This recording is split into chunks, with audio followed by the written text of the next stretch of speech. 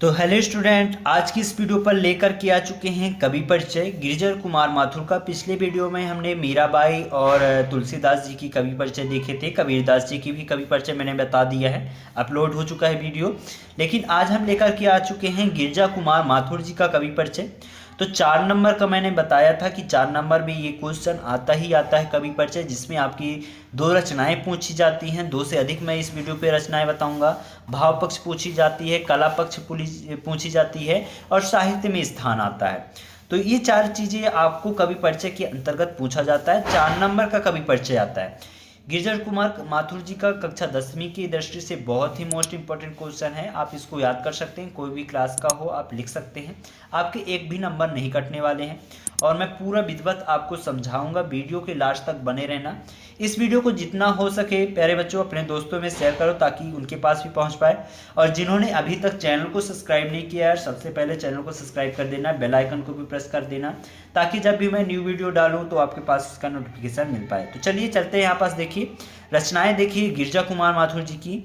युग की गंगा क्या है? युग की गंगा धूप के धान मंजीर नाश और निर्माण।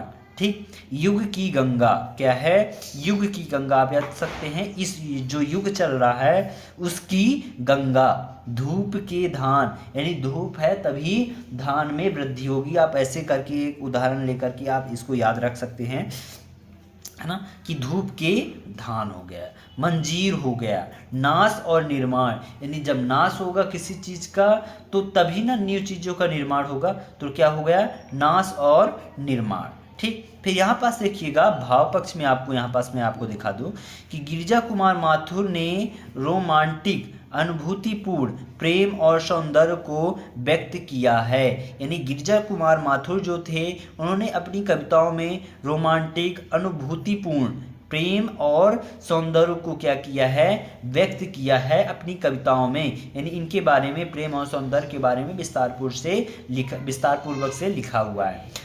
इनके काव्य आधुनिक जीवन के कुंठाओं और संतराशों प्रस्तुत किया गया है। ठीक, फिर साथ ही सामाजिक उत्तरदायित्व के प्रति भी आप सजग दिखाई देते हैं। यानी समाज में क्या चल रहा है, समाज के बारे में क्या इनकी दायित्व है, तो इन सभी चीज़ों का इनके कविताओं के माध्यम से देखा जा सकता है कि ये समाज के उत्तरदायित्व के प्रति ये हमेशा खड़े हुए दिखाई दिए हैं, है ना।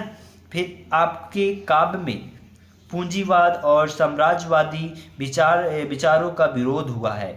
ये जो पूंजीवाद व्यक्ति थे और साम्राज्यवादी व्यक्ति थे, इन सभी का विरोध किया है। कौन किया है? गिरिजा कुमार माथुर जी ने अपनी कविताओं में इन सारी चीज़ों को स्पष्ट रूप से देखा जा सकता है। ठीक, फिर यहाँ पास देखिएगा कला पक्ष में आप क्या लिखिएगा।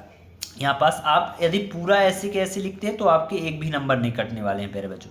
तो कला पक्ष में आप देखिए गिरिजा कुमार माथुर ने साहित्यिक खड़ी बोली में काव्य की रचना की है। कैसे किया है? साहित्यिक खड़ी बोली में काव्य की रचना की है। इसमें संस्कृत, अंग्रेजी, उर्दू के शब्द भी आवश्यकता अनुसार आ गए हैं। यानी जहाँ पास संस्कृत, अंग्रेजी और उर्दू के शब्द प्रयोग किए जाने चाहिए तो आवश्यकता पड़ा है जहाँ पास, वहीं पास इन शब्दों का प्रयोग अधिकतर किया गया है। वैसे गिरिजा कुमार माथुर जी की सबसे ज़्यादा साहित्य खड़ी बोली में ही लिखी गई है। यानी काव्य की रचना खड़ी बोली में ही किया गया है, हिंदी की खड़ी बोली में, है ना। फिर ये बिंब विधान में प्रवीण कवि हैं। क्या हैं? ये बिंब विधान में प्रवीण कवि माने जाते हैं। ठीक, फिर यहाँ पास देखिएगा आपके काव्य में प्राचीन, अनुप्रास,